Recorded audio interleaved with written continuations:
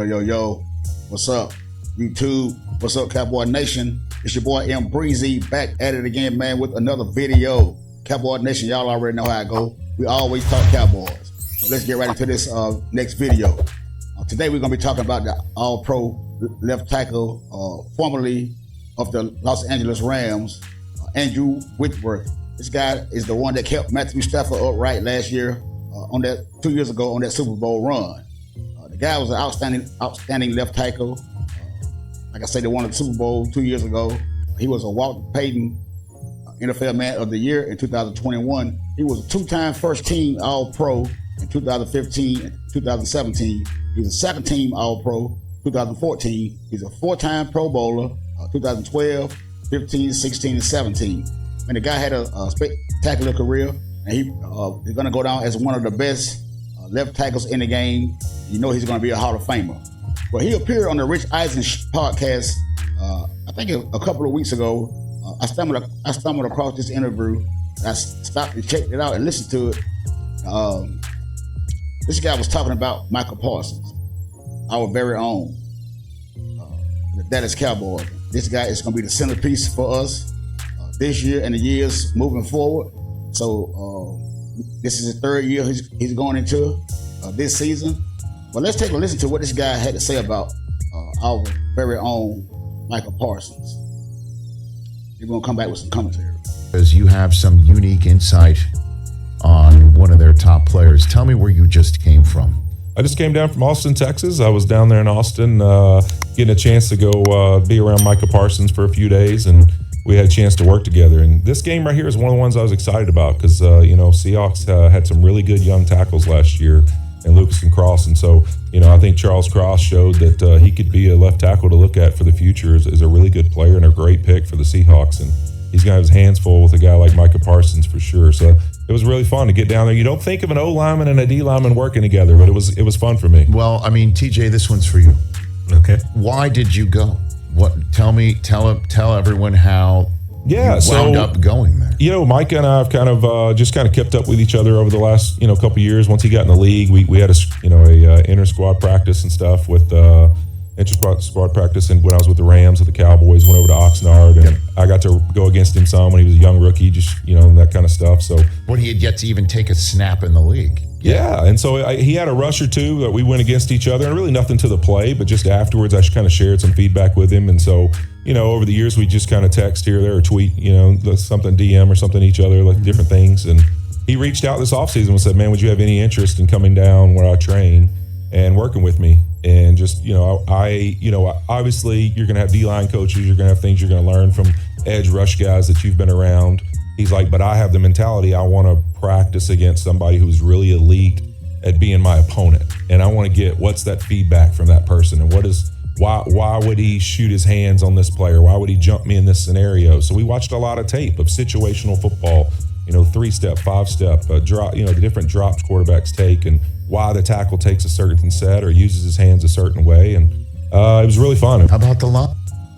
Hey, man, did you just hear that, man? This young guy going to the third year, he calling one of the best tackles in the game to ever do it, Andrew Whitworth, trying to get better, man, at rushing the quarterback and trying to figure out what the quarterback's going to do by looking at the quarterback's steps, counting his steps, trying to figure out how to get to this guy quicker, and so he can get more sacks and make a major impact on the team. And this guy said he watched film with this guy. Third-year linebacker, watching film with an all-pro left tackle of another team. He called the guy and told the guy to come down to Austin, Texas, and the guy went. He went. That shows you right there, man. Micah Parsons gets a lot of respect from a lot of peers, man. His peers in the NFL, man. And everybody knows this guy's gonna be great. So if they can get a chance to work with this guy before their career is over with, they will. This guy, Andrew Whitworth, I commend him for coming down to Austin and helping Micah Parsons get better at his game, work on that film together, and kind of give him a sense of what the quarterback's going to do, what some kind of what their senses are when they're on that field live and play.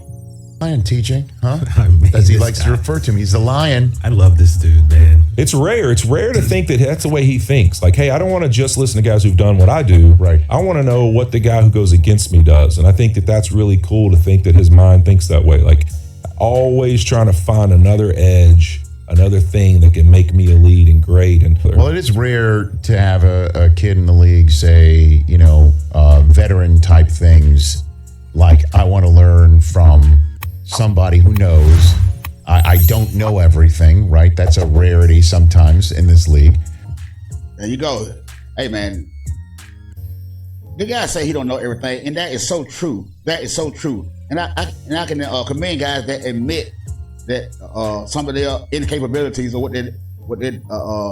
what they don't know yet and what they're trying to get better of. So this is what I'm saying about Dak Prescott. A lot of times, man, this guy, he need to admit to his faults, man. Do this guy really watch film? Because it don't look like you do, man. It don't look like you do. You got a young guy, third year in the league, man. You got other guys, all pro tackles saying that they watch film together and break down films of other quarterbacks. It's amazing, man. It's just really amazing. And this guy, man, Micah Parsons, man, what more can you say? But particularly rare from somebody who's been so damn dominant the first 2 years. Like he could rest on laurels. There's no question about what he's done. You think of a young player, the success he's had his first couple years. Right. To even be thinking like, man, I got to polish things up. I got to clean it up. I got to find another edge. I think most people would be like, you don't need any other edges. Like, you just keep being you. And I think that you really look at the elite guys in this sport and many others, that's their story. They were always trying to find, that 1%, that little edge that could just take them into, hey, I'm going to keep growing and keep getting better and keep refining who I am. And he is wound that way, man. That 1% can make a big difference in your game. The little bit of time that he spent around this guy, Andrew Whitworth, and the little bit of knowledge that he gave this guy, man, Micah Parsons, man, you can only imagine how much this will help this guy future, man, in the NFL. Those little nuggets from these, especially from these great players, man, that he's going against and that plays against the same position that he played for a very long time and were very good at it. So, man, that shows you a lot, man, about Micah Parsons, man. And I'm glad this guy's on this team. I'm glad to hear that this guy is working out with other players, man, and trying to better his game. Because you can't ask for anything more, man. You want a guy like this right here to stay in that film room, to stay trying to get better, to communicate with other players if willing to give him lessons, man. Hey, man, hey. I can't say nothing. You can't say nothing else about this guy, man. His future is young. He's young. He got a long way to go in this league, man. And who knows at the end of this guy's career, man, how many records he's gonna break and what kind of records he's gonna set. Watching him work out, every rep is 100 miles an hour. I mean, never as a half rep. It's full go, full sprint, trash talk, competition, every rep of his workouts. It's fun to watch somebody do that. Hey, man, I commend you, and you gave this guy, hey, like I said, man, you said this guy do everything at 100 miles per hour. The guy, he just his speed, man. Is that freak of nature in him. Like I say, he's a lion. He's a young lion, man. He's always on the hunt. He's always on the hunt. And I know he's always on Twitter a lot. He's very vocal, but the guy puts in that work. He puts in that work. He might be on Twitter, but he gets on that field. He backs up. He backs it up. He's very emotional. He's gonna speak his mind. That's what I like about him. He speaks his mind. This is gonna be the sign of a great leader, man. This is gonna be the sign of a great leader. I think that this team should get on this guy's back and let this guy lead, because I don't know if quarterback of Dallas Cowboys is the leader of this team. He's not vocal enough for us, Because do you ever, whenever you heard of Dak Prescott in the film room, whenever you heard of Dak Prescott working with other quarterbacks, trying to better himself? Because you could tell when Romo was there, that when Dak first rookie year, Romo was in his ear. Ever since Romo left, man, the guy he fall off, man, and it shows. But this morning, I heard a little clip. They played it on Undisputed from I think that is Fort Worth news column, sports column, about what Micah Parsons said that he wants to become. Let's take a listen to this clip right here.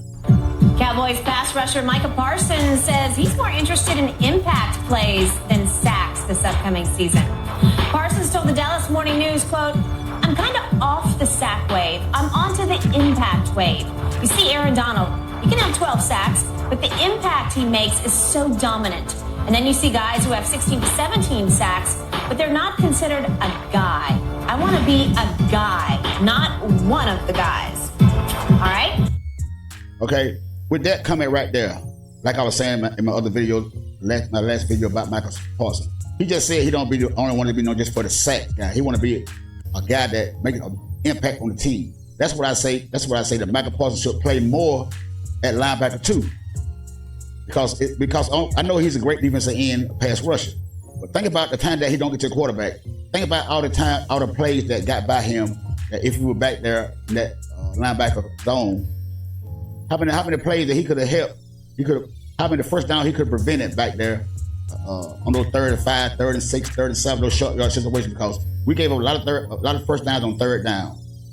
That's why I say if you want to make, you practice what you preach. If you want to make a bigger impact on that team, young man, get back there and learn that linebacker position. I want you to learn that linebacker position. I want you to lead by example. And I think this guy's going to do it, man, because he got a bright future. And all we hear about is him trying to better himself, get better. He's always working out with other players, man, from different teams, man. And the guy is very competitive. He's very competitive. And I'm glad that he's a part of the Dallas Cowboys. And I think that this year, he's going to have, he might set some record this year. You just, hey, keep my finger crossed for this guy right here, man. He's going to be great. But hit that subscribe button, man. Hit that subscribe button. Hit that like button.